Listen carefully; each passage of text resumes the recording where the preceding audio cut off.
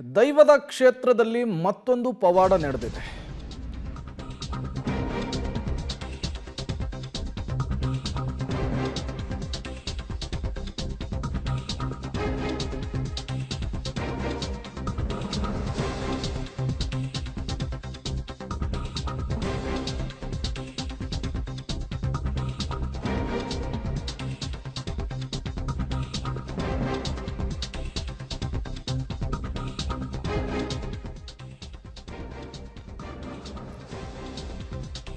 ದೈವ ಕ್ಷೇತ್ರದಲ್ಲಿ ಮತ್ತೊಂದು ಪವಾಡ ನಡೆದಿದೆ ಅಂತ ಹೇಳಲಾಗ್ತಾ ಇದೆ.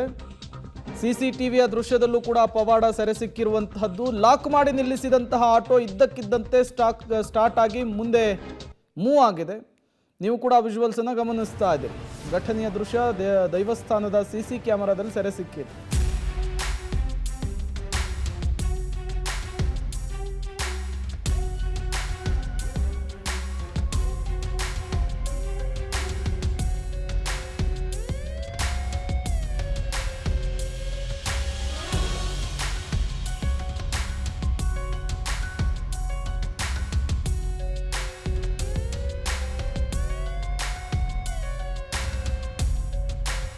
ನೀವು ಕೂಡ ಸಿಸಿ ಕ್ಯಾಮ್ರಾದ ಫುಟೇಜನ್ನು ಗಮನಿಸ್ತಾ ಇದ್ರಿ.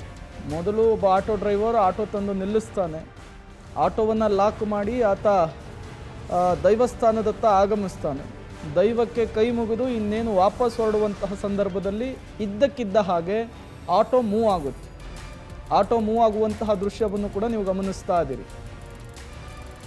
ಮತ್ತಷ್ಟು ಡೀಟೇಲ್ಸನ್ನು ಕೊಡ್ತಾರೆ ಸುಖಪಾಲ್, ದೂರವಾಣಿ ಸಂಪರ್ಕದಲ್ಲಿ ಜಾಯ್ನ್ ಆಗಿದ್ದಾರೆ. ಸುಖಪಾಲ್, ದೈವ ಕ್ಷೇತ್ರದಲ್ಲಿ ಈ ರೀತಿಯ ಪವಾಡಗಳು ಆಗ್ತಾನೆ ಇರುತ್ತೆ. ಬಟ್ ಇವತ್ತು ನಡೆದಂತಹ ಪವಾಡದ ಹಿನ್ನೆಲೆ ಏನು, ಏನಾಯ್ತು ಅಲ್ಲಿ ಅಂತ?